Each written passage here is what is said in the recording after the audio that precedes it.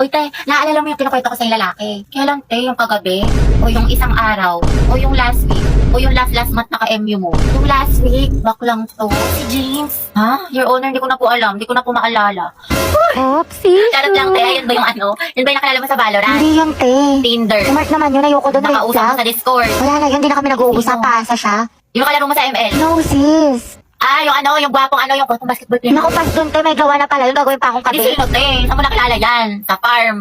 Uy, iba yun. Puta ka. Kasi sino? Yung taga-kabilang section? Oo, ate, nadali mo. Ah, si Brian. Hindi, Ryan. Yung Brian yung sa IG.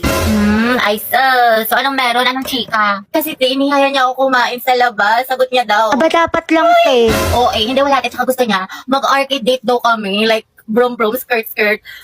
Ewan ko sa'yo, te, puro ka ganyan. Tsaka gagala ka na naman. Tapos ka na ba sa assignment natin sa math? Oo, ate, tapos na ako sa lahat. Pati yung assignment natin sa Filipino, yung project natin sa science, tapos yung performance test natin sa PE, yung Zumba. Tapos ito, ginagawa ko na yung essay natin sa English. May pagpanalo.